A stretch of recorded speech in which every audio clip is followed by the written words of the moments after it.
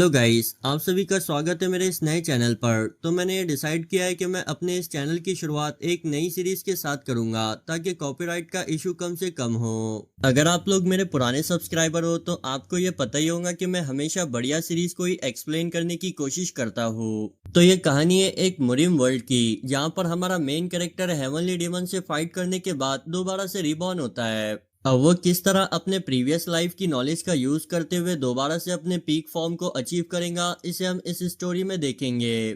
तो इस कहानी की स्टार्टिंग में हमें एक जंग के मैदान को दिखाया जाता है, जहां पर चारों तरफ लाशें ही लाशें पड़ी है। वहां बैठा एक पर्सन बड़ी ही क्रीपी सी स्माइल के साथ किसी से कहता है, नामच्यून पैलेस के स्वॉर्ड मास्टर, तुम तो सच में बहुत ही अमेजिंग हो। हमें पता चलता है कि यह बूढ़ा आदमी डिमोनिक कल्ट का लीडर है। फिर हम नामच्यून पैलेस के स्वॉर्ड एम्परर और हमारी इस सीरीज के मेन कैरेक्टर नाम योंग सिन को देखते हैं, जो कि गुस्से के साथ अपने दांतों को कीसते हुए बोलता है, क्या ये सब कुछ तुम्हें सच में अमेजिंग लगता है। फिर हमें पास्ट के सीन को दिखाया जाता है, जहां पर उसी का एक सबऑर्डिनेट उसे बताता है कि डिमोनिक कल्ट के लोग अनोही प्रोवियंस तक पहुंच चुके हैं, तो अब हमें क्या करना चाहिए। जिस पर वो कहता है कि हम लोग स्वॉर्ड यूज करने वाले बहादुर हीरोज हैं और हमें ही इस रिस्पॉन्सिबिलिटी को उठाना होगा। तो मुझे बताओ कि मेरे साथ ज्वाइन होने के लिए और कितने बहादुर शामिल है। फिर हम देखते हैं कि उसके सभी सबऑर्डिनेट उसके साथ फाइट करने के लिए रेडी हो जाते हैं और फिर प्रेजेंट टाइम में हमें उन सभी की एंडिंग को दिखाया जाता है।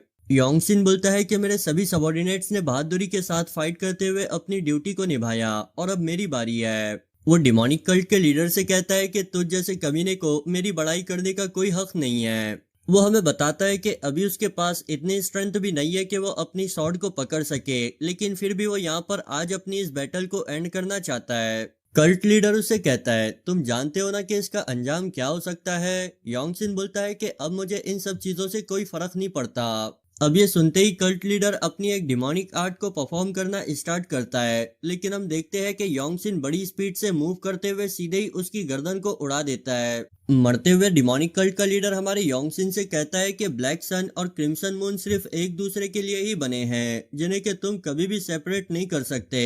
फिर हमें वहां पर एक बहुत ही बड़े ब्लास्ट को दिखाया जाता है। कुछ देर बाद हम योंगसिन को देखते हैं, जो कि वही बैठे बैठे अपने सामने मौजूद लाशों की तरफ देख रहा होता है। वो मनी मन बोलता है कि मेरे पास मौजूद ये स्वॉर्ड एम्परर का टाइटल बिल्कुल ही बेकार है, क्योंकि मैं तुम में से किसी को भी बचा नहीं पाया।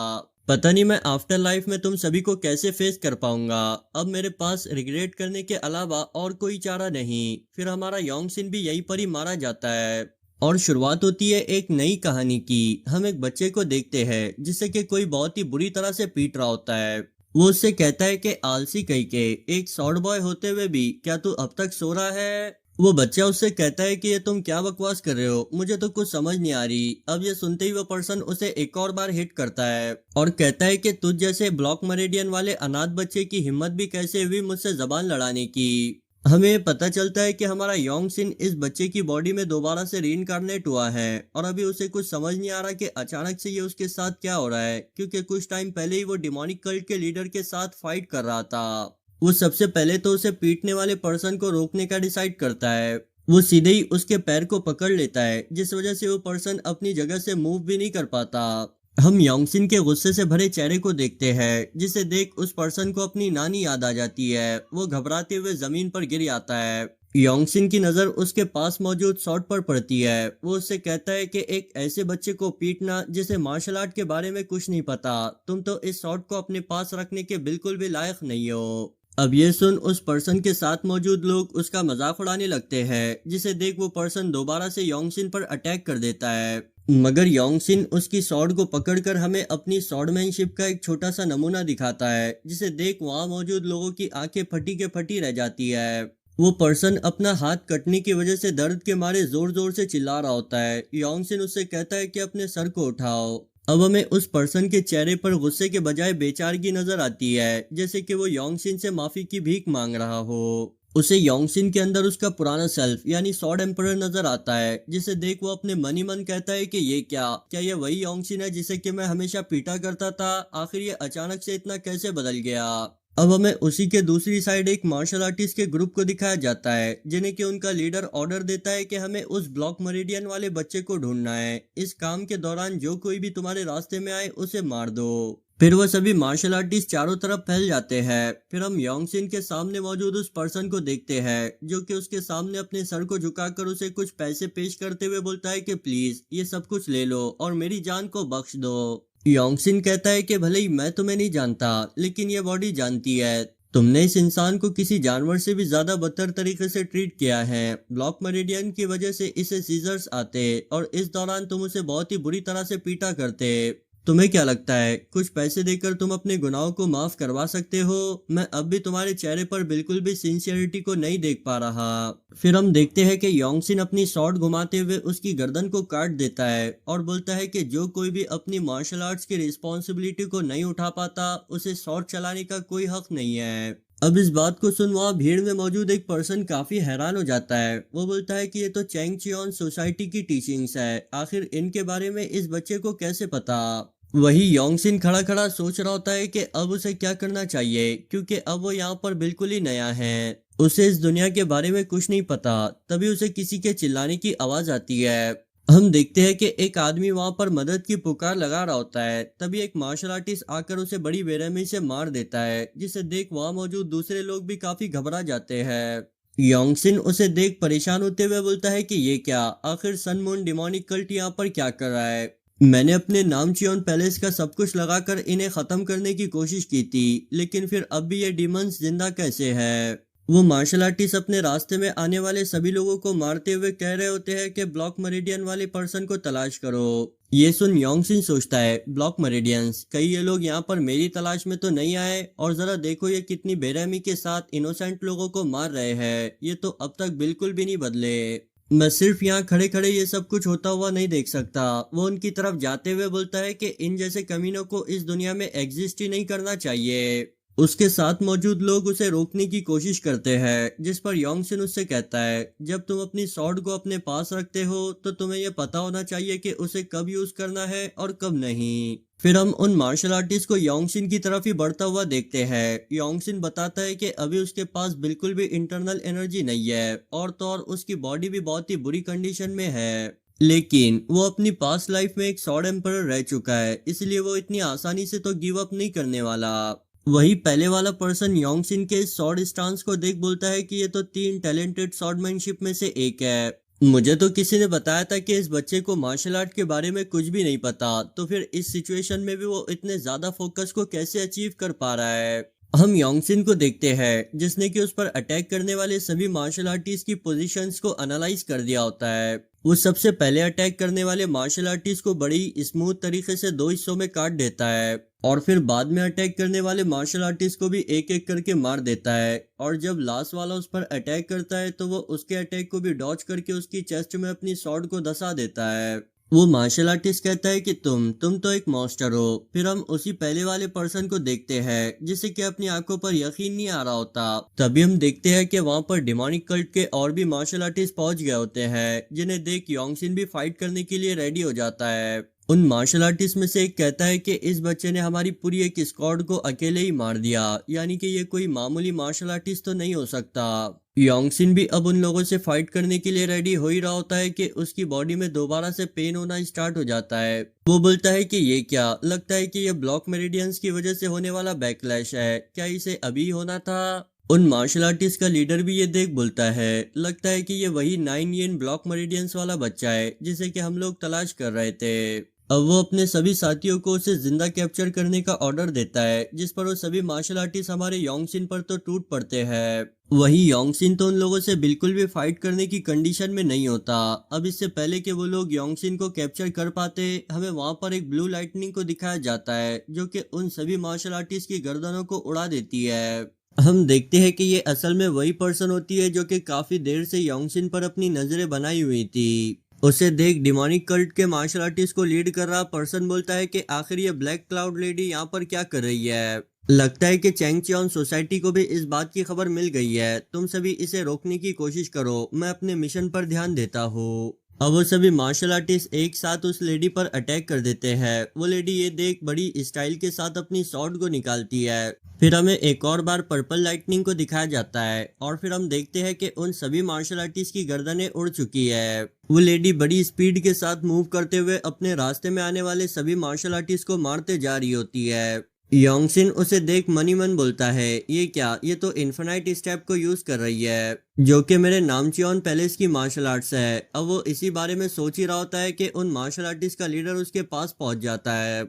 वो योंगसिन को पकड़ते हुए बोलता है कि बच्चे चलो, अब तुम्हें मेरे साथ चलना होगा। हमारा योंगसिन तो उसके सामने बिल्कुल ही बेबस होता है। अब इससे पहले कि वो हमारे योंगसिन को टच भी कर पाता, वो लेडी वहां आकर उसके हाथ को काट देती है। वो अभी अपने हाथ की तरफ ही देख रहा होता है कि वो लेडी उसकी गर्दन को भी काट देती है। ये सब कुछ इतना फास्ट हुआ होता है कि वो बेचारा उस पर रिएक्ट भी नहीं कर पाता। हम योंगसिन को देखते हैं जो कि बैकलैश की वजह से वहीं पर ही बेहोश हो जाता है, जिसे देख वो लेडी काफी परेशान हो जाती है। फिर हमारे योंगसिन की आंख एक रूम में ओपन होती है, जहां पर वो उसी लेडी को अपनी साइड में बैठा हुआ देखता है। वो सोचता है कि इसने डेफिनेटली इन्फिनाइट स्टेप को यूज किया, लेकिन इसकी स्वॉर्डमैनशिप ये नॉमचियन पैलेस से बिलोंग नहीं करती। आखिर ये कैसे पॉसिबल हो सकता है? वो लेडी बोलती है कि अब तो मैं पहले से अच्छा फील हो रहा हूँ, क्योंकि मैंने तुम्हारी कोल्ड यिन की को ब्लॉक कर दिया है, जो कि 9 यिन ब्लॉक मेरिडियंस की वजह से होता है। योंगसिन सोचता है कि ये 9 यिन ब्लॉक मेरिडियंस वाली बीमारी लड़कियों को होती है, आखिर मुझे कैसे हो गई? लेकिन ये सोचना कि इसने इसे इतने आसानी से सप्रेस कर दिया, जरूर ये कोई नॉर्मल मार्शल आर्टिस्ट नहीं है। वो लेडी अपनी हैट को उतारते हुए अपने आप को इंट्रोड्यूस करवाती है। वो बोलती है कि मैं चैंगचियन सोसाइटी से ली सोहा हूँ, क्या तुम मेरे साथ आना चाहोगे? अगर तुम मेरे डिसाइपल बनते हो तो ना सिर्फ तुम्हें मार्शल आर्ट सीखने को मिलेंगी, बल्कि हम तुम्हारी 9 यिन ब्लॉक मेरिडियंस वाली बीमारी को भी ट्रीट करने की कोशिश करेंगे। योंगसिन बोलता है कि आखिर तुम मुझे क्यों इतनी काइंडनेस शो कर रही हो, ये काफी अजीब है। ली सोहा बोलती है कि तुमने जो स्वॉर्डमैनशिप दिखाई वो बहुत ही आउटस्टैंडिंग है, और तो और तुम उन डीमंस के सामने भी डटे रहे। योंगसिन बोलता है, मगर मैं ये जानना चाहता हूँ कि आखिर तुम मेरी इस ब्लॉक मेरिडियन वाली बीमारी को कैसे ठीक करोगी? मैंने तो इससे पहले इस बारे में कभी नहीं सुना। ली सोहा अपनी एनर्जी रिलीज करते हुए बोलती है कि मैं तुम्हें अपनी इस यंग मेंटल आर्ट को सिखाऊंगी, जिसके जरिए तुम अपने मेरिडियंस को एक एक करके अनब्लॉक कर दोगे। योंगसिन सोचता है कि लड़की के लिए यह बिल्कुल ही इम्पॉसिबल है, लेकिन मैं यहाँ पर लड़का हूँ, यानी कि उम्मीद की थोड़ी सी किरण तो बाकी है। अगर मैं किसी तरह अपनी इस येन एनर्जी को मेरिडियंस के अंदर एब्जॉर्ब करने में कामयाब हो जाता हूँ, तो फिर हो सकता है कि मैं अपनी पिछली लाइफ के लेवल को भी सरपास कर पाऊंगा। फिर वो अपना लास्ट क्वेश्चन पूछता है। वो बोलता है कि आखिर तुम एक ऐसे बच्चे को अपना डिसाइपल क्यों बना रही हो जिसे तुम आज से पहले कभी नहीं मिली? ली सोहा बोलती है, वो इंसान जो कि अपने मार्शल आर्ट्स की रिस्पॉन्सिबिलिटी नहीं उठा सकता, उसे शॉर्ट रखने की इजाजत नहीं है। मैं किसी ऐसे ही राइटियस माइंडसेट वाले डिसाइपल को ढूंढ रही थी। अब ये सुन योंगसिन भी खुशी खुशी ली सोहा को अपनी मास्टर मानने के लिए तैयार हो जाता है, और फिर पूछता है कि क्या होगा अगर मैं तुम्हारे ऑफर को एक्सेप्ट नहीं करता हूँ तो? ली सोहा बोलती है कि तुम दोबारा से उस डिमोनिक कल्ट का निशाना बन जाओगे। तुम्हें सेफ्टी के लिए चैंगचियन सोसाइटी की जरूरत है। योंगसिन पूछता है कि आखिर ये चैंगचियन सोसाइटी मेरे लिए इतना कुछ क्यों कर रही है, क्योंकि इस तरह तो तुम डिमोनिक कल्ट को अपना दुश्मन बना लोगे। ली सोहा बोलती है कि अगर हम ऐसा नहीं करते हैं तो फिर हमारे और डिमोनिक कल्ट के बीच कुछ डिफरेंस नहीं रहेगा। अब इन बातों को सुन योंगसिन बोलता है कि मैं तुम्हारे अचानक से दिए हुए ऑफर की वजह से थोड़ा सा परेशान था, लेकिन अब मैं सच्चे दिल के साथ तुम्हें अपना मास्टर मानने के लिए तैयार हूँ। यह सुन ली सोहा उसे कांग्रेचुलेशन बोलती है। फिर वो कहती है कि अब हमें तुम्हारे लिए एक अच्छा सा नाम भी सोच लेना चाहिए। योंगसिन सोचता है कि इस लाइफ में मुझे अपने नामचियन पैलेस के हॉनर को कैरी करना होगा, इसीलिए मेरा नाम होगा नामगुंग, और इस लाइफ में मैं अपने पिछले लाइफ के मकसद को अचीव करूंगा, यानी डिमोनिक कल्ट का कंप्लीट अनाइलेशन। अब वो अपने इस नाम को अपनी मास्टर ली सोहा को बताता है, जिस पर वो बोलती है कि ये इतना बुरा भी नहीं है। देखो, इसे मैं अभी तो योंगसिन ही कहूंगा। फिर वो अपनी मास्टर को ऑफिशियली ग्रीट करता है, जिस पर ली सोहा बोलती है कि डिसाइपल, लगता है कि अब हमें अपनी मार्शल आर्ट ट्रेनिंग को स्टार्ट कर देना चाहिए। जिसे सुन हमारे योंगसिन का तो चेहरा ही उतर जाता है। ली सोहा उसे अपनी heavenly thunder martial art technique की बुक को देते हुए बोलती है कि अब से तुम इसे ही ट्रेन करोगे। योंगसिन उसकी तरफ देखते हुए अपने मन में सोचता है कि इसने इतनी कम एज में इतनी हाई लेवल मार्शल आर्ट को अचीव किया। इसका टैलेंट तो मेरे पास लाइफ वाले टैलेंट से भी कई गुना ज्यादा है। वही ली सोहा भी सोच रही होती है कि उसके डिसाइपल का कॉम्प्रिहेंशन लेवल बहुत ही अमेजिंग है। वो बोलती है कि मुझे इससे बात करते हुए ऐसे फील हो रहा है जैसे कि मैं अपने या फिर अपने से भी ज्यादा पावरफुल अपोनेंट के साथ बात कर रही हूँ। कुछ देर थ्योरेटिकल स्टडी करने के बाद योंगसिन अपने डांटियान को ओपन करने का डिसाइड करता है। उसकी मास्टर भी इस काम में उसकी हेल्प करने लगती है और सोचती है कि किसी भी जीनियस को की को फील करने में कम से कम 1 हफ्ता लगता है, तो देखते हैं कि मेरा डिसाइपल इसे कितने दिन में कर पाता है। मगर हम देखते हैं कि हमारा योंगसिन तो इमीडिएटली एनर्जी एब्जॉर्ब करना स्टार्ट कर देता है, जिसे देख उसकी मास्टर हैरान होते हुए बोलती है कि ये क्या, इस बंदे को तो जीनियस कहना भी छोटी बात होगी। फिर वो योंगसिन को अपनी तरह एनर्जी सर्कुलेट करने के लिए कहती है, जिस पर वो सोचता है कि एक मार्शल आर्टिस्ट को कभी भी अपनी ट्रू स्ट्रेंथ को रिवील नहीं करना चाहिए, लेकिन वो यहाँ पर अपने मास्टर से कुछ भी नहीं छुपाना चाहता, इसलिए वो वहाँ पर एनर्जी सर्कुलेट करने लगता है और अपने मास्टर से कहता है कि मुझे और भी मार्शल आर्ट्स को लर्न करना है। जिस पर ली सोहा बोलती है कि हाँ बिल्कुल, तुम्हें सबसे पहले मेरे साथ चैंगचोन सोसाइटी चलना होगा, वहाँ पर हम तुम्हारे लिए एक सूटेबल सी मार्शल आर्ट को ढूंढ निकालेंगे। योंगसिन हमें बताता है कि वो अपने नामचियोन पैलेस की मार्शल आर्ट को इसलिए लर्न नहीं कर रहा है ताकि सेम हिस्ट्री रिपीट ना हो। वो अपनी इस लाइफ में एक नई मार्शल आर्ट को क्रिएट करना चाहता है ताकि वो अपने प्रीवियस लाइफ के लेवल को सरपास कर सके। फिर रास्ते से चलते हुए ली सोहा बताती है कि चैंगचोन सोसाइटी डिफरेंट सेक्ट के सर्वाइवर्स के जरिए क्रिएट की हुई अलायंस है, जिन्हें के सन एंड मून डेमोनिक कल्ट ने डिस्ट्रॉय कर दिया था। योंगसिन उससे पूछता है, तुमने तो मुझे बताया था कि चैंगचोन सोसाइटी अपनी बहादुरी और बड़े बड़े कामों के लिए मशहूर है, तो फिर वो सभी एक साथ मिलकर सन एंड मून डेमोनिक कल्ट को डिस्ट्रॉय क्यों नहीं कर देते। ली सोहा बताती है कि इस सोसाइटी के फाउंडर ने ये कहा था कि हमारी जानों को बचाने के लिए हमारे हीरोज ने अपना सेक्रीफाइस दिया है, जिसे हम रिवेंज के चक्कर में बर्बाद नहीं कर सकते। इसीलिए हम लोगों ने दूसरों की मदद करना डिसाइड किया और यही वजह है कि आज चैंगचोन सोसाइटी में पूरे मार्शल वर्ल्ड की मार्शल आर्ट्स मौजूद है और मैं ये कह सकती हूँ कि वहाँ की लाइब्रेरी में तुम्हें अपनी सूटेबल मार्शल आर्ट भी मिल जाएंगी। योंगसिन सोचता है कि फिर तो जरूर वहाँ पर नामचियोन पैलेस की मार्शल आर्ट भी मौजूद होनी चाहिए। अब ली सोहा बोलती है कि मेरे फुटस्टेप्स को ध्यान से फॉलो करना, क्योंकि अब हम एक फॉर्मेशन से गुजरते हुए चैंगचोन सोसाइटी में इंटर होंगे। तभी योंगसिन अपने सामने की जगह को देख बहुत ही हैरान हो जाता है। वो बोलता है कि ये क्या, ये तो वही जगह है जहाँ पर हमारा नामचियोन पैलेस रहा करता था और ऐसा लग रहा है कि हमारी डिमोनिक कल्ट के साथ फाइट को पूरे 200 साल बीत चुके हैं। फिर वो लोग जब चैंगचोन सोसाइटी में इंटर करते हैं तो वहाँ मौजूद सभी डिसाइपल्स ली सोहा को हॉल मास्टर कहकर ग्रीट करने लगते हैं। फिर सोसाइटी के मेन गेट पर हमें एक बूढ़े पर्सन को आता हुआ दिखाया जाता है, जो कि ली सोहा से बोलता है कि अच्छा, तो क्या ये वही बच्चा है जिसके बारे में तुम बात कर रही थी। हमें पता चलता है कि ये बंदा मुख्यांग का डिपार्टमेंट हेड युन ग्योंग जोंग है, जिसे कि मैं युन जोंग कहूंगा। ली सोहा बोलती है कि हाँ बिल्कुल, और अब ये बच्चा मेरा डिसाइपल है। युन जोंग बोलता है कि अच्छा, तो क्या तुम इसे इतना पसंद करती हो कि तुमने इसे डायरेक्टली अपना डिसाइपल एक्सेप्ट कर लिया। अगर तुम बुरा ना मानो तो क्या मैं इसका एक छोटा सा मार्शल आर्ट टेस्ट ले सकता हूँ। योंगसिन बोलता है कि हाँ क्यों नहीं। युनजोंग बोलता है कि बच्चे, तुमने अभी अभी मार्शल आर्ट लर्न करना स्टार्ट किया, लेकिन तुम्हारा कॉन्फिडेंस बड़ा ही कमाल का है। तो सुनो, इस टेस्ट में तुम्हें मेरे साइड में खड़े हुए पर्सन की एक सिंगल स्ट्राइक को ब्लॉक करना होगा। योंगसिन अपने मास्टर से कहता है कि मेरे पास अभी कोई शॉट मौजूद नहीं है, जिस पर उसकी मास्टर उसे अपनी शॉट देते हुए बोलती है कि ये लो, अच्छे से परफॉर्म करना। अब वो सामने वाला पर्सन जंप लगाकर उस पर अटैक कर देता है, जिसे कि योंगसिन ना सिर्फ ब्लॉक करता है बल्कि उसे डिफ्लेक्ट करते हुए उस पर्सन पर एक काउंटर अटैक भी करता है, जिसे ब्लॉक करने में उस पर्सन को भी काफी मुश्किल होती है। वो सोचता है कि आखिर इतनी कमजोर बॉडी के साथ ये बच्चा इतनी टेरिफाइंग स्ट्रेंथ को रिलीज कैसे कर पा रहा है। पीछे से ली सोहा अपने डिसाइपल की तारीफ कर रही होती है। वो पर्सन मनी मन बोलता है कि मैंने तो ये सुना था कि इस बच्चे ने अभी सिर्फ मेंटल कल्टीवेशन आर्ट ही लर्न की है, तो फिर इस लेवल की स्वॉर्डमैनशिप परफॉर्म करना क्या पॉसिबल भी है। पीछे से डिपार्टमेंट हेड नीचे आते हुए बोलते हैं कि यह बच्चा अगले 50 सालों तक हमारी ग्लोरी को कैरी करेगा, क्योंकि ये एक बहुत ही बड़ा शॉर्ट जीनियस है। उन्हें नीचे आता देख ली सोहा और वो बंदा और ज्यादा हैरान हो जाते हैं। डिपार्टमेंट हेड बोलते हैं कि अगर हमारे सोसाइटी लीडर इसे देखते तो इसे जरूर अपने डिसाइपल के तौर पर एक्सेप्ट कर लेते। वो योंगसिन से उसका नाम पूछते हैं, जिस पर वो अपना नया नाम बताता है। वो कहते हैं कि आज से तुम हमारे चैंगचोन सोसाइटी के एक मेंबर हो, एक क्लाउड।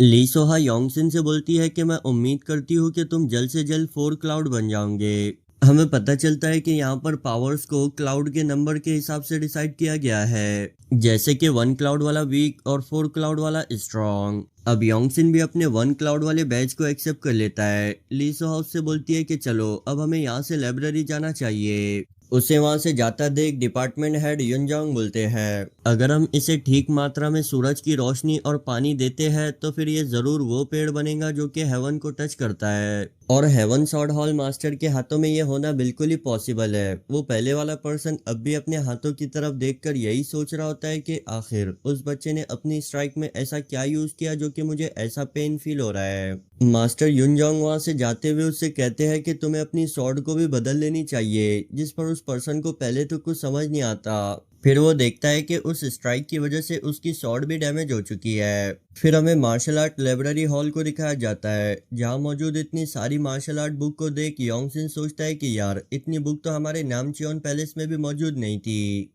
ली सोहा उसे बताती है कि हमने दूसरे सेट की तरह अपनी लाइब्रेरी पर रेस्ट्रिक्शंस नहीं लगाई है, क्योंकि हम हमेशा ग्रो करना चाहते हैं ताकि डिमोनिक कल्ट को अपोज कर सके। योंगसिन बोलता है कि अच्छा, तो तुम लोगों ने रेस्ट्रिक्शंस को हटाकर स्टैंडर्ड सेट किए। मास्टर बोलती है कि हाँ, क्योंकि कुछ बुक्स को तुम अपने लो लेवल होने की वजह से लर्न नहीं कर सकते।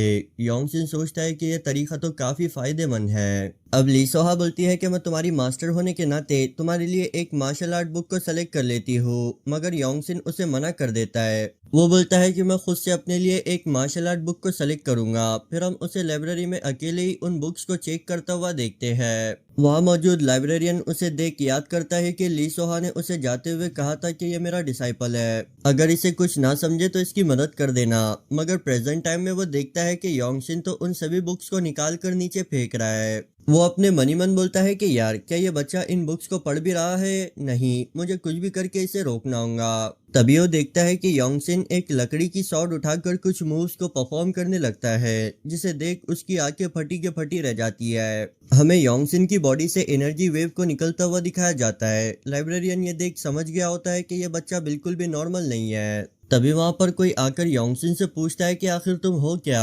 योंगसिन उस पर्सन की तरफ देखता है। हमें उसकी बॉडी से डिमोनिक ऑरा रिलीज होता हुआ दिखाया जाता है। योंगसिन ये देख सोचता है कि ये क्या चैंगचियोन सोसाइटी में भी डिमोनिक मार्शल आर्टिस्ट घुस गए हैं? आखिर इन सभी लोगों को इस बारे में पता कैसे नहीं चला? वो लाइब्रेरियन उस पर्सन को रोकते हुए बोलता है कि सीनियर सॉर्ड डीमन, इस बच्चे ने अभी अभी हमारी सोसाइटी को ज्वाइन किया है। सॉर्ड डीमन उस लाइब्रेरियन को साइड करते हुए योंगसिन से बोलता है कि अभी अभी जिस टेक्निक को तुमने परफॉर्म किया, ये हमारे लाइब्रेरी से बिलोंग नहीं करती। योंगसिन सोचता है कि इस बंदे की रैंक 4 क्लाउड है, यानी कि इसके मास्टर के इक्वल, और फिर वो सीधे सीधे जवाब दे देता है कि वो यहाँ पर एक टेक्निक को क्रिएट करने की कोशिश कर रहा है। सॉर्ड डीमन एक्साइटेड होते हुए बोलता है कि वाओ, ये तो बहुत ही इंटरेस्टिंग है, अगर तुम मुझे सेटिस्फाई करते हो तो मैं तुम्हें इनाम दूंगा। वो लाइब्रेरियन फिर से उसे रोकते हुए बोलता है कि सीनियर, ये एक नया रिक्रूट है जिसने अभी सिर्फ मेंटल कल्टीवेशन आर्ट सीखी है। सॉर्ड डीमन उसे चुपचाप साइड में खड़े रहने के लिए कहता है। वो लाइब्रेरियन मनी मन कहता है कि heaven sword hall master, please जल्दी से वापस आओ। हम योंगसिन को देखते हैं, जो कि बोलता है कि मैं इनाम के तौर पर एक स्पिरिचुअल एलिक्सर को लेना चाहूंगा। सॉर्ड डीमन बोलता है कि हाँ बिल्कुल, तुम बाकी बच्चों से काफी अलग हो। वो बोलता है कि तुम्हें मेरे ऊपर अपना सब कुछ लगाकर अटैक करना होगा, मैं अपनी इंटरनल एनर्जी यूज किए बिना ही तुम्हें ब्लॉक करूंगा। योंगसिन बोलता है कि जरूरत पड़ने पर तुम अपनी इंटरनल एनर्जी को भी यूज कर सकते हो। सॉर्ड डीमन इस कॉन्फिडेंस को देख बोलता है कि बच्चे, तुम तो सच में पागल हो। अब हमारा योंगसिन सीधे ही आगे बढ़कर उस पर अटैक कर देता है, जिसे ब्लॉक करने के बाद सॉर्ड डीमन को समझ आता है कि ये इतना भी आसान नहीं होने वाला। वो भी एक अटैक करके योंगसिन को पीछे की ओर ढकेल देता है। योंगसिन अब अपनी नई क्रिएट की हुई टेक्निक के डिफरेंट मूव्स के साथ सॉर्ड डीमन पर अटैक करने लगता है, जिसे कि सॉर्ड डीमन भी ब्लॉक किए जा रहा होता है। योंगसिन अपनी टेक्निक के 12th फॉर्म को परफॉर्म करता है, जिसे ब्लॉक करते हुए सॉर्ड डीमन मनी मन बोलता है कि अब चीजें बहुत ही ज्यादा इंटरेस्टिंग होती जा रही है, क्योंकि हम देखते हैं कि अब योंगसिन फुल फोकस में चला गया होता है और फिर वो परफॉर्म करता है अपनी टेक्निक के 13 फॉर्म को। हमें वहां पर एक जबरदस्त क्लैश को दिखाया जाता है। हम देखते हैं कि सॉर्ड डीमन को उसे ब्लॉक करने में अपनी एनर्जी यूज करने की जरूरत पड़ गई होती है, जिसे देख उसे अपनी आंखों पर यकीन नहीं आता। हमें योंगसिन के हाथों से भी खून बहता हुआ दिखाया जाता है। सॉर्ड डीमन मनी मन बोलता है कि अब मेरे पास इस बच्चे को एक्नॉलेज करने के अलावा और कोई दूसरा रास्ता नहीं है। वो योंगसिन से कहता है कि तुम्हारी क्रिएट की हुई नई टेक्निक बहुत ही कमाल की है, क्या इसमें टोटल 13 मूव है? योंगसिन बोलता है कि हाँ, मैं इसे 13 थंडर लाइटनिंग सॉर्ड मूव कहूंगा। सॉर्ड डीमन योंगसिन से कहता है कि तुम मेरे हॉल को ज्वाइन कर लो। योंगसिन ये सुन काफी कंफ्यूज हो जाता है। तभी वहां पर ली सोहा आते हुए बोलती है कि ये तुम क्या बकवास कर रहे हो, ये बच्चा ऑलरेडी मेरे हेवन सॉर्ड हॉल को ज्वाइन कर चुका है। सॉर्ड डीमन बोलता है कि लेकिन अब ये बच्चा मुझे भी काफी पसंद आ गया है, जिसे सुन उन दोनों के ही दरमियान एक बहस स्टार्ट हो जाती है, जिसे रोकने के लिए योंगसिन बोलता है कि मैं सॉर्ड डीमन के भी हॉल को ज्वाइन करूंगा। वो बोलता है कि अब जबकि सॉर्ड डीमन मेरी नई टेक्निक में इतने ज्यादा इंटरेस्टेड है तो मैं भी उनके साथ कुछ और डुअल्स को करना चाहता हूँ। ये सुन सॉर्ड डीमन बहुत ही जोर जोर से हंसने लगता है और फिर योंगसिन को उसका इनाम देकर वहां से चला जाता है। हम देखते हैं कि ली सोहा इस बात पर बहुत ही गुस्सा हुई होती है। वो बोलती है कि ये कमीना हमेशा मेरे किसी भी काम में टांग अड़ाता रहता है। फिर वो योंगसिन से उसके इनाम के बारे में पूछती है, जिस पर वो बताता है कि ये एक स्पिरिचुअल एलिक्सर है। ली सोहा बोलती है कि ये तुम्हारी फाउंडेशन को बिल्ड करने में बहुत ही हेल्प करेगा। योंगसिन उससे पूछता है, क्या अब मुझे तुम्हारे हॉल में डायरेक्टली इंटर करना होगा? ली सोहा बोलती है कि नहीं। हर कुछ दिनों में क्लाउड्स के बीच एक कंपटीशन को रखा जाता है, जिसमें जो कोई भी अच्छा परफॉर्म करता है उसे अपने हॉल को चूज करने का मौका दिया जाता है। इसीलिए अगर तुम मेरे डिसाइपल भी हो तो भी तुम डायरेक्टली हॉल को ज्वाइन नहीं कर सकते, तुम्हें उस कंपटीशन में जीतना होगा। योंगसिन बोलता है कि आप बिल्कुल बेफिक्र हो जाए, मैं जरूर जीत कर आपके हॉल को ज्वाइन करूंगा। फिर हमें रात का सीन दिखाया जाता है, जहाँ योंगसिन सॉर्ड डीमन के दिए हुए एलेक्सर को कंज्यूम करता है। तभी दोबारा से उसकी बॉडी में पेन स्टार्ट हो जाता है, जिसे कम करने के लिए वो यांग कल्टीवेशन टेक्निक को परफॉर्म करने लगता है। वो बताता है कि उसे धीरे धीरे एक्यूप्रेशर पॉइंट्स को ओपन करना होगा, लेकिन इस काम के लिए वो कोई भी गड़बड़ नहीं करना चाहता। वो सबसे पहले अपनी फिजिकल बॉडी को स्ट्रांग बनाएगा। दूसरे दिन हम कई सारे मार्शल आर्टिस्ट को ट्रेन करता हुआ देखते हैं। एक पर्सन डिपार्टमेंट हेड युन जोंग से बोलता है कि इस बार की बैच में काफी अच्छे डिसाइपल्स शामिल है, जिनमें से हमें एक डिसाइपल डैन सोही को दिखाया जाता है, जो कि फ्यूचर में हॉल मास्टर बनने के लिए ट्रेन कर रही है। तभी उन लोगों की नज़र हमारे फिजिकल ट्रेनिंग कर रहे योंगसिन पर पड़ती है, जिसे देख उनमें से एक बोलता है कि यार इस बंदे को यहाँ ज्वाइन होने से कम अपने बेसिक को ठीक करना चाहिए था। डिपार्टमेंट हेड ये सुनकर मुस्कुराने लगते हैं, क्योंकि उन्हें तो ये अच्छे से पता होता है कि यहाँ पर कौन जीतेगा। वो अपने साइड में खड़े पर्सन से कहते हैं कि इस बार के कंपटीशन में कंटेस्टेंट काफी कम है, इसलिए हमें स्पैरिंग मैच कर लेना चाहिए। फिर हमें 3 दिन के बाद का सीन दिखाया जाता है, जहाँ पर सभी लोग उस कंपटीशन को देखने के लिए एक जगह इकट्ठे हुए होते हैं। रेफरी उन सभी के नाम को अनाउंस करता है, जिसमें पहला ही मैच डैन सोही और योंगसिन के बीच होता है। बेचारी की तो किस्मत ही खराब है। वो योंगसिन से बोलती है कि सिर्फ तुम छोटे हो, इसका ये मतलब नहीं कि मैं तुम्हारे ऊपर इजी जाऊंगी, इसलिए जल्दी से अपनी स्वॉर्ड को निकालो। योंगसिन बोलता है कि लेकिन मुझे तो इसकी जरूरत ही नहीं है। ये सुन डैन सोही गुस्से से उस पर अटैक कर देती है, मगर हम देखते हैं कि योंगसिन यहाँ पर बड़ी ही आसानी के साथ डैन सोही की स्वॉर्ड को ही ब्रेक कर देता है। जी हाँ गाइस, यहाँ पर डैन सोही सिर्फ एक ही मूव में हार जाती है, जिसे देख वहां मौजूद सभी लोग बहुत ही हैरान हो जाते हैं। सॉर्ड डीमन बोलता है कि यार ये तो अब पहले से ज्यादा इम्प्रूव हो चुका है। अब हमारा योंगसिन बड़े ही स्टाइल से उस अरीना के बाहर चला जाता है। दूसरी साइड हम एक और कंटेस्टेंट को देखते हैं, जिसे देख सभी लोग बातें करने लगते हैं कि ये क्या, ये तो शानजी का राइजिंग स्टार चियोन बाइक है। हम देखते हैं कि ये बंदा भी अपने अपोनेंट को सिर्फ एक ही मूव के अंदर हरा देता है, और फिर उसे हराने के बाद वो हमारे योंगसिन की तरफ देखता है। योंगसिन ये देख बोलता है कि ये क्या क्या अभी अभी उसने मेरी तरफ देखा। चलो कोई बात नहीं, वैसे भी मेरा पीछे हटने का कोई इरादा नहीं है। हम देखते हैं कि कई सारी फाइट होने के बाद फाइनल फाइट हमारे चुनबाइक और योंगसिन के बीच तय होती है। वहां मौजूद सभी डिसाइपल्स ये बातें कर रहे होते हैं कि उन्होंने अभी तक योंगसिन के बैकग्राउंड के बारे में कुछ नहीं सुना। वही इन बातों को सुन हमारी ली सोहा काफी खुश हो रही होती है। फिर फाइनल बैटल में हम चियोन बाइक और योंगसिन को एक दूसरे के सामने खड़ा हुआ देखते हैं। चियोन बाइक सोचता है कि इसकी बॉडी बहुत ही कमजोर है, लेकिन मार्शल आर्ट स्किल्स का कोई जवाब नहीं, लेकिन फिर भी मैं यहाँ पर हारना अफोर्ड नहीं कर सकता। हमें उसके पेनफुल पास्ट की कुछ मेमोरीज को दिखाया जाता है। वो बोलता है कि मुझे अपने प्यारों को प्रोटेक्ट करने के लिए स्ट्रांग बनना होगा। इस बार उनका रेफरी आयरन टावर हॉल का मास्टर होता है, जो कि उन दोनों से ही कहता है कि मैं उम्मीद करता हूँ कि तुम लोग अपनी इस बैटल में अपना 100% दोगे। अब बैटल के स्टार्ट होते ही चियोन बाइक बड़ी स्पीड से योंगसिन पर अटैक करने के लिए आगे बढ़ता है, मगर योंगसिन तो उसके अटैक को बड़ी आसानी के साथ डॉज कर लेता है, जिसे देख चुनबाइक सोचता है कि ये क्या क्या इसने इतने आसानी से मेरे अटैक को डॉज कर लिया।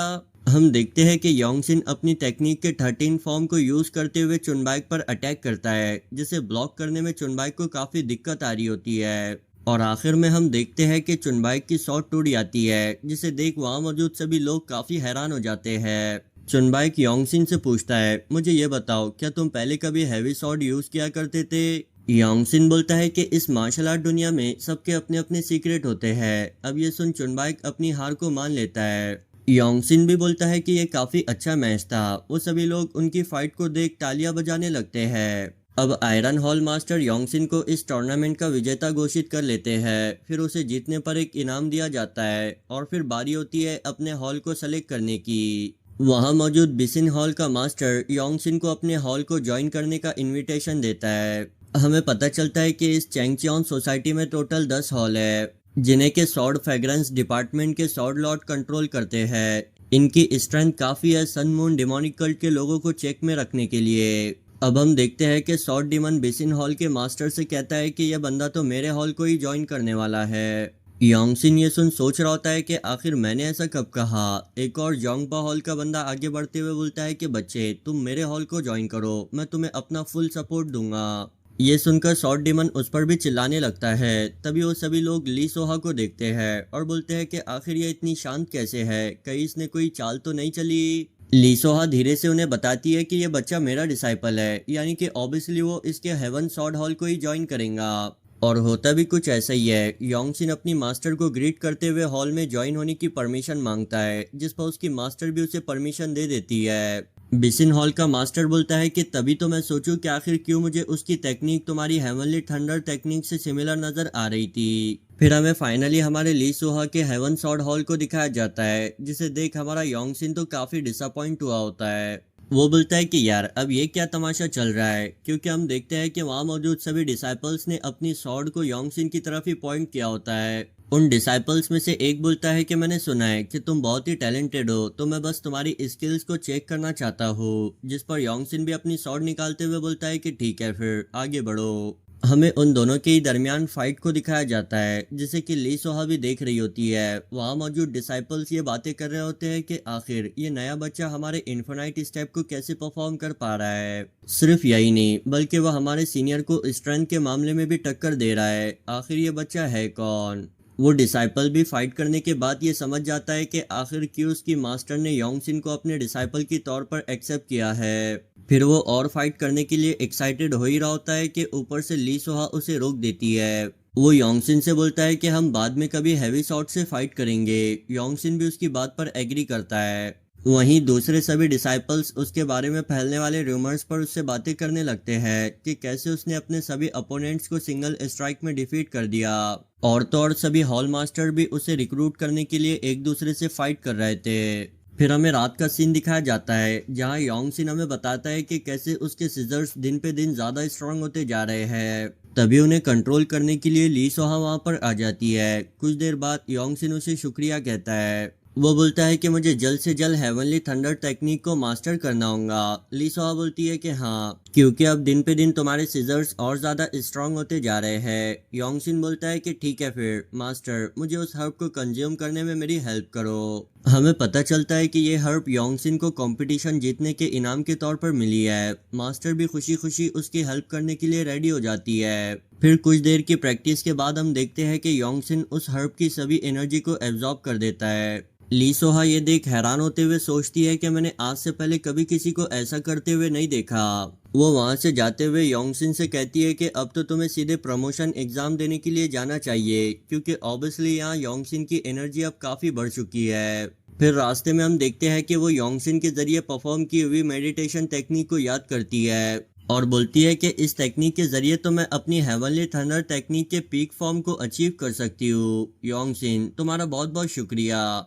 दूसरे दिन हम सभी डिसाइपल्स को एक टेक्निक को प्रैक्टिस करता हुआ देखते हैं, जिसे कि हमारा योंगसिन एक ही बार में परफॉर्म करके दिखाता है। जिसे देख एक डिसाइपल बोलता है कि ये क्या, इसने तो इसे एक ही बार में परफॉर्म कर दिया। मैंने आज से पहले ऐसे टैलेंट के बारे में कभी नहीं सुना। दूसरा डिसाइपल बोलता है कि शांत हो जाओ, ये भी तो हो सकता है कि हॉल मास्टर ने इसे सीक्रेटली पहले ही इस टेक्निक को सिखा दिया होगा। अब इसी बात पर गौर करते हुए हमारा सीनियर डिसाइपल योंगसिन से पूछ ही लेता है कि बताओ, क्या हॉल मास्टर तुम्हें प्राइवेटली ट्रेनिंग दे रही है? योंगसिन बोलता है कि नहीं, ऐसी कोई बात नहीं है। वैसे मुझे लगता है कि अब हमें इस टेक्निक के एडवांस फॉर्म को भी लर्न करना चाहिए। वो सीनियर डिसाइपल सोच रहा होता है कि ये बच्चा सॉर्ड के मामले में बहुत ही ज्यादा टैलेंटेड है। पीछे से एक और डिसाइपल आते हुए बोलता है कि ये बच्चा तो हमारे हेवन सॉर्ड हॉल के ऊपर बिल्कुल ही सूट करता है, हमें इसे और ज्यादा प्राइज करना चाहिए। अब ये सुन वो सीनियर डिसाइपल एडवांस फॉर्म को भी सिखाने के लिए रेडी हो जाता है। दूसरी साइड हमें सभी हॉल मास्टर्स की मीटिंग को दिखाया जाता है,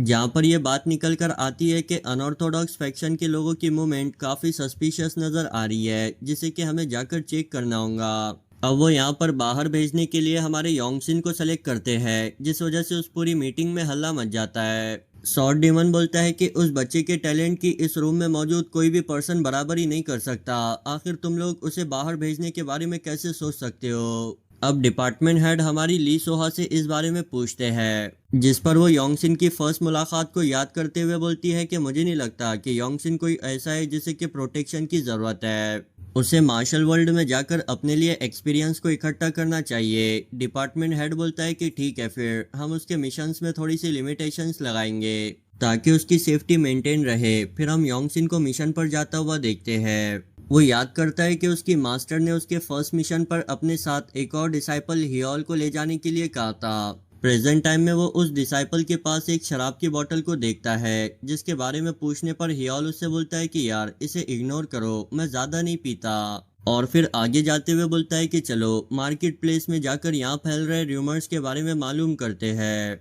अब रास्ते से हम देखते हैं कि कुछ लोग मिलकर एक आदमी को पानी में डुबाने की कोशिश कर रहे हैं। उनमें से एक उस आदमी से बोलता है कि चलो तो बताओ, क्या अब तुम हमारे साथ बातें करने के लिए तैयार हो। वो बेचारा आदमी घबराते हुए बोलता है कि हाँ बिल्कुल, बताओ तुम्हें क्या चाहिए। तो वो कमीना उससे कहता है कि मुझे तुम्हारी डॉटर चाहिए। ये सुन वो आदमी बोलता है कि आखिर कोई बाप अपनी बेटी का सौदा कैसे कर सकता है। ये सुन वो ऊपर खड़ा आदमी अपने साथियों से कहता है कि इसे डुबा दो, और वो सभी उसे डूबता देख मुस्कुराने लगते हैं। तभी योंगसिन वहां आकर उनसे रुकने के लिए कहता है, जिस पर वो पर्सन उसे देख बोलता है कि तुम तो चैंगचियोन सोसाइटी से बिलोंग करते हो, और सबसे इम्पोर्टेंट बात तो तुम एक सिंगल क्लाउड हो, आखिर तुम्हारी हिम्मत कैसे हुई मुझे ऑर्डर देने की। अब इससे आगे वो और कुछ कह पाता, योंगसिन सीधे ही उसके साथ साथ उसके सभी साथियों के भी टुकड़े कर देता है। वो बोलता है कि तुम अनऑर्थोडॉक्स सेक्ट वाले कमीने कभी नहीं सुधरने वाले।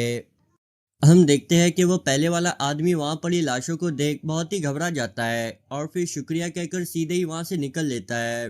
हियोल योंगसिंग को देख सोच रहा होता है कि इसने उन्हें मारने से पहले एक बार भी हेजिटेट नहीं किया, और तो और इसके पास एक्सपीरियंस की तो बिल्कुल भी कमी नहीं है। फिर वो लोग चलते चलते बाईगोंग सेट के पास पहुंचते हैं, जहां मौजूद गार्ड उनसे यहां आने की वजह पूछता है, मगर योंगसिंग तो उसे बगैर कोई जवाब दिए सीधे ही उसे मौत के घाट उतार देता है। हम उस सेट के इनसाइड में और भी कुछ लोगों को मजे करते हुए देखते हैं, जो कि अपने आसपास मौजूद कॉमनर लोगों को और ज्यादा परेशान करने की बातें कर रहे होते हैं। इवन सो उन्होंने तो उनमें से कई सारों को कैप्चर भी किया होता है। तभी हमारा योंगसिन दरवाजा तोड़कर अंदर की ओर इंटर होता है, और गुस्से से बोलता है कि तुम सभी के सभी कमीने मासूम लोगों का खून पीने वाले जानवर हो। वहां पहरा दे रहा एक गार्ड चिल्लाकर उससे पूछता है कि आखिर तुम हो कौन। फिर वो लोग उसकी हैट और ड्रेस को देखकर ये समझ जाते हैं कि ये चैंगचियोन सोसाइटी से बिलोंग करता है। उन सभी को अपने ऊपर अटैक करता देख योंगसिन भी अपनी एनर्जी से भरी हुई सॉर्ड को जमीन पर मारता है, जिस वजह से उन सभी को एनर्जी का एक शॉक लगता है।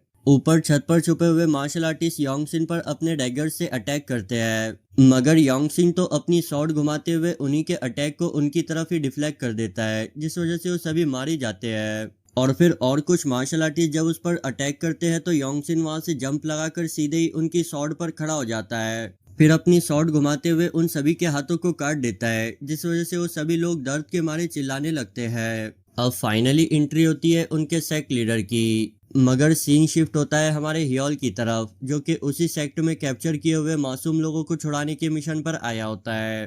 वो बोलता है कि यार मैं एक सीनियर होने के बाद भी जूनियर वाले काम कर रहा हूँ। हमें एक पास्ट का सीन दिखाया जाता है, जहाँ पर हमारा योंगसिन बोलता है कि सीनियर हियोल, मैंने देखा है कि तुम ट्रैकिंग की स्किल्स में बहुत ही माहिर हो, तो क्यों ना तुम पीछे से जाकर उन मासूम लोगों को छुड़ाओ, तब तक मैं इन लोगों का ध्यान भटकाने की कोशिश करता हूँ। प्रेजेंट टाइम में हियोल सोचता है कि यह बच्चा ना सिर्फ शॉट चलाने में माहिर है, बल्कि इसके पास काफी एक्सपीरियंस भी है, और तो और इसे प्लानिंग करनी भी आती है। वो वहाँ बंदी बनाए हुए लोगों से कहता है कि चलो बाहर चलकर थोड़ी ताजी हवा लेते हैं। वही बाहर वाली साइड उस सेक्ट के मार्शल आर्टिस्ट ये देख काफी हैरान हो गए होते हैं कि हमारा योंगसिन उनके लीडर को पीछे हटने पर मजबूर कर रहा है। वो लीडर भी सोचता है कि आखिर इस जैसे किसी बच्चे के पास इतनी भयंकर शॉट की कैसे हो सकती है। ऐसा लग रहा है जैसे कि इसने कई डिकेड्स तक शॉट को प्रैक्टिस किया है। वो घबराते हुए बोलता है कि तुम जरूर हमारे सेट के जरिए कैप्चर किए हुए लोगों को बचाने के लिए आए हो, है ना? अगर तुम सरेंडर नहीं करते हो तो मैं उन सभी को मरवा दूंगा। योंगसिन मुस्कुराते हुए बोलता है कि जैसे कि मैंने एक्सपेक्ट किया था, तुम अनऑर्थोडॉक्स फैक्शन के लोग बहुत ही ज्यादा घटिया होते हो। तुम्हें क्या लगता है, क्या मैं यहाँ पर अकेले आया हूँ? अब ये सुनते ही सेक्ट लीडर को ये समझ आ गया होता है कि अब उसके पास यहाँ से बचने का कोई चांस नहीं है। योंगसिन जंप लगाकर सीधे ही उसकी चेस्ट में अपनी शॉट को धंसा देता है। तभी पीछे से उस पर एक और अटैक होता है, मगर हम देखते हैं कि वो ओल्ड मैन योंगसिन की शॉट को पकड़ लेता है, जिस वजह से उस पीछे से होने वाले अटैक को ब्लॉक करने के लिए योंगसिन अपनी एक पाम अटैक को यूज करता है। हमें वहां पर एक छोटा सा धमाका दिखाया जाता है। हम वहां पर एक और ओल्ड मैन को देखते हैं जो कि योंगसिन से बोलता है कि तुम इतनी कम उम्र में मेरे अटैक को ब्लॉक कर पाए, आखिर तुम हो कौन? तुमने तो मेरे रिटायरमेंट के बिजनेस को बर्बाद कर दिया। योंगसिन बोलता है कि तुम अपने बिजनेस के बजाय अपनी जान की फिक्र करो। अब ये सुन वो ओल्ड मैन अपने पाम के अंदर एनर्जी गैदर करते हुए उस पर अटैक करता है, जिसे देख योंगसिन भी उसके अटैक को ब्लॉक करता है। वो दोनों ही पीछे की ओर घसीटे जाते हैं। वो ओल्ड मैन एक्साइटेड होते हुए बोलता है कि ये बच्चे के पास यांग की मौजूद है। वो हमारे योंगसिन की एनर्जी को एब्जॉर्ब करने के लिए उसकी ओर बढ़ने लगता है। योंगसिन भी इसे फील करते ही वहां मरे हुए एक मार्शल आर्टिस्ट को ढाल की तरह यूज करता है और फिर बोलता है कि अच्छा, तो तुम हेवन डिवॉर्विंग आर्ट को यूज कर रहे हो, तभी मुझे तुम्हारी एनर्जी इतनी बेकार नजर आ रही है। वो ओल्ड मैन गुस्सा होते हुए बोलता है कि मेरे मेथड को बुरा भला कहना बंद करो, देखो अभी कैसे मैं तुम्हारी सभी एनर्जी को एब्जॉर्ब कर लेता हूँ। योंगसिन कंटिन्यूसली उसके अटैक्स को डॉज किए जा रहा होता है और बोलता है, कहीं इस बाईजोंग सेक्ट और सनमून डेमोनिक कल्ट के दरमियान कोई कनेक्शन तो नहीं? वो ओल्ड मैन उसके करीब आते हुए बोलता है कि हाँ, लेकिन अब एक मरने वाले इंसान को इतना कुछ नहीं जानना चाहिए। योंगसिन उसके अटैक को डॉज करके सीधे ही उसके कंधे पर अटैक करके उसे ब्रेक कर देता है और फिर उसे एक पाम स्ट्राइक मारते हुए जमीन में गड़ा देता है। वो बुड्ढा अपने आप को हारता देख माफी की भीख मांगने लगता है, मगर योंगसिन का तो अनऑर्थोडॉक्स फैक्शन से 36 का आंकड़ा है, इसलिए वो उसे वहीं पर ही मार देता है और फिर उसे उस ओल्ड मैन के पास एक बुक दिखाई देती है। तभी हम देखते हैं कि हमारा सीनियर ह्योल भी वहां पहुंच गया होता है। वो बोलता है कि यार, मैंने जितना ज्यादा हो सके जल्दी से जल्दी यहाँ आने की कोशिश की, लेकिन तुमने तो यहाँ का मामला पहले ही निपटा दिया। और ये क्या, तुमने तो इस सांगो को भी मार दिया। योंगसिन बोलता है, अच्छा तो क्या तुम इस ओल्ड मैन को जानते हो? हियोल बोलता है कि हाँ, ये सनमून डेमोनिक कल्ट से जुड़ा हुआ था और सोचता है कि बाईजोंग सेक्ट के लीडर को मारने के बाद सांगो को भी मार देना। क्या कोई सच में अपने फर्स्ट मिशन में इतना कुछ करता है? मुझे तो अब इससे जेलस फील हो रहा है। योंगसिन उसे उस बुक को थमा देता है, जिसे पढ़ने के बाद हियोल को कुछ याद आता है। जब वो उन मासूम लोगों को बचा रहा था, तब एक बच्चे ने उसे अपनी सिस्टर को ढूंढने के लिए कहा था। एक लेडी ने उसे ये बताया था कि उसके यहाँ आने से पहले उन लोगों ने यहाँ से कुछ बच्चों को ट्रांसफर कर दिया था और उन्हीं बच्चों में इस बच्चे की सिस्टर भी मौजूद है। वो योंगसिन से बोलता है कि ऐसा लग रहा है कि ये लोग यहाँ से बच्चों को सनमून डेमोनिक कल्ट भेज रहे हैं। योंगसिन बोलता है कि फिर तो हमें उन्हें रोकना होगा। हियोल बोलता है कि नहीं, तुम यहाँ से वापस जाओगे क्योंकि अब तुम्हारा मिशन यहीं पर ही एंड होता है। मुझे ये सख्त ऑर्डर मिले हैं कि मैं डेमोनिक कल्ट से रिलेटेड किसी भी मिशन में तुम्हें शामिल ना करूँ। अब ये सुनकर योंगसिन तो काफी परेशान हो जाता है। वो बोलता है कि ये कमीना डेमोनिक कल्ट तो इस लाइफ में भी मेरा पीछा नहीं छोड़ रहा। वो हियोल से बोलता है कि मैं कोई साधारण मार्शल आर्टिस्ट नहीं हूँ और इस बात को तुम भी डिनाई नहीं कर सकते, और एक बार जब मैं अपनी शॉट निकाल लेता हूँ तो अपने मिशन को पूरा किए बगैर उसे वापस नहीं रखता। हियोल उसके इस जुनून को देख बोलता है कि ये तो काफी बहादुर है और फिर उसे अपने साथ ले जाने के लिए मान जाता है। वो बोलता है कि हम उनके पीछे जाने से पहले मेन बेस पर बैकअप की रिक्वेस्ट करेंगे। योंगसिन बोलता है कि हाँ ठीक है और फिर पूछता है कि आखिर हम उन्हें तलाश कैसे करेंगे। हियोल बोलता है, यार अभी कुछ टाइम पहले तो तुमने मुझसे कहा था कि मेरी ट्रैकिंग स्किल्स कमाल की है, क्या तुम इतने जल्दी भूल गए? फिर हमें उन लोगों को जंगल के रास्ते से गुजरता हुआ दिखाया जाता है, जहां हमारा योंगसिन तो अपने सीनियर की ट्रैकिंग स्किल्स को देख और ज्यादा इम्प्रेस हो गया होता है। वो बोलता है कि ऐसा लग रहा है जैसे कि इस बंदे को किसी की लेगेसी हासिल हुई है, क्योंकि ऐसी स्किल्स इतनी आसानी से डेवलप नहीं की जा सकती। फिर बताता है कि आखिर क्यों हियोल उसे अपने साथ नहीं ले जा रहा था। असल में हमारे योंगसिन का स्टेमिना अब भी बहुत ही कम है। जिस वजह से वो हियोल के साथ कीप अप नहीं कर पाएगा। हियोल एक जगह रुककर बताता है कि दो गाड़ियां आगे की ओर जा रही है, वो एक रिवर को क्रॉस करके जाएंगी, इसलिए हमें उससे पहले ही उनके पास पहुंचना होगा। योंगसिन बोलता है कि तुम आगे जाकर उनका ध्यान भटकाओ, मैं जल्दी से जल्दी तुम्हारे पास तक पहुंचने की कोशिश करूंगा। ये सुनते ही हियोल वहां से चला जाता है। अब यहाँ योंगसिन को अपने ही ऊपर बहुत गुस्सा आ रहा होता है। वो बोलता है कि मैं यहाँ से वापस जाने के बाद सबसे पहले अपने स्टेमिना पर काम करूंगा। फिर हम देखते हैं कि हियोल उन कैरेजेस के पास तक पहुंच गया होता है। वो बोलता है कि ऐसा लग रहा है जैसे कि इन कैरेज के अंदर ही बच्चे मौजूद है। अब वो अपने पास से कुछ डैगर्स को निकालकर उन पर अटैक करता है ताकि वो लोग यहीं पर ही रुककर उसे तलाश करें। उसके अटैक्स की वजह से कई सारे मार्शल आर्टिस्ट मारे भी गए होते हैं, लेकिन उनमें से एक ये अंदाजा लगा देता है कि अटैक करने वाला पर्सन अकेला है, इसलिए वो सामने आकर उन पर अटैक नहीं कर रहा। ये देख हियोल अपनी स्वॉर्ड निकालकर उनके घोड़ों को मार देता है ताकि कैरेज यहाँ से और आगे ना जा पाए। अब हमें उन कैरेज के अंदर से कुछ बच्चों को रोता हुआ दिखाया जाता है, जिसे देख हियोल का गुस्सा और ज्यादा बढ़ जाता है। तभी हम देखते हैं कि एक मार्शल आर्टिस्ट उस पर अपनी एक जोरदार किक के साथ अटैक करता है, जिसे ब्लॉक करने के बाद वो काफी दूर घसीटा जाता है। वो बोलता है कि अगर मैं उसे वक्त रहते ब्लॉक नहीं करता तो मारा जाता। यानी कि ये कोई मामूली मार्शल आर्टिस्ट नहीं है। वो बोलता है कि मुझे तुम्हें यूं दर्द में थरथर कांपते हुए देख काफी मजा आ रहा है। ये सुनते ही हियोल अपने पास मौजूद शराब का एक घूंट लगाता है और बोलता है कि इस दुनिया में मैं सिर्फ एक ही इंसान से डरता हूँ और वो तुम नहीं हो। वो बड़ी स्पीड से मूव करते हुए सीधे ही उस पर्सन पर अटैक कर देता है। वो पर्सन हैरान होते हुए बोलता है कि ये क्या, इसकी मूवमेंट तो अचानक से बदल गई। अब हम उन दोनों को ही फाइट करता हुआ देखते हैं, जहां हियोल हमें बताता है कि यह बंदा चैंगचॉन सोसाइटी के हिसाब से थर्ड क्लाउड लेवल पर होगा, यानी कि इसकी फाइट में हमारे यंग जीनियस से बिल्कुल भी नहीं करवा सकता। तभी हम देखते हैं कि वो पर्सन हियोल के अटैक को ब्लॉक कर देता है और फिर सीधे ही अटैक करता है उसके फेस पर। वो सिर्फ यही नहीं रुकता, वो उस पर अपनी किक से भी अटैक करता है, जिसे ब्लॉक करने के बाद भी हियोल दूर जाकर एक कैरेज से टकराता है। उस कैरेज में मौजूद बच्चे उसके लिए काफी परेशान हो रहे होते हैं। वो पर्सन उससे बोलता है, क्या तुम चैंगचियन सोसाइटी वालों के पास मुझे दिखाने के लिए इतना ही कुछ है? देखो, मैं तुम्हें बिल्कुल भी आसान मौत नहीं देने वाला। तभी वो देखता है कि वहां मौजूद बाकी सभी मार्शल आर्टिस्ट मारे जा चुके हैं। वो घबराते हुए सोचता है कि ऐसा किसने किया। हम वहां पर योंगसिन को आता हुआ देखते हैं, जो कि बोलता है कि सीनियर हियोल, क्या अब मैं इस फाइट में इंटर कर सकता हूँ? हियोल भी मुस्कुराते हुए बोलता है कि हाँ, क्यों नहीं। वो मार्शल आर्टिस्ट बोलता है कि अच्छा, तो यहाँ पर रीइंफोर्समेंट के नाम पर एक छोटा बच्चा आया है, मगर पता नहीं क्यों मुझे इसके अंदर से काफी अजीब सी एनर्जी महसूस हो रही है। वो हंसते हुए बोलता है कि नहीं, ये जरूर मेरी इमेजिनेशन होंगी, क्योंकि ये तो सिर्फ एक सिंगल क्लाउड है। तो बताओ, क्या तुम दोनों एक साथ मिलकर मुझ पर अटैक करोगे?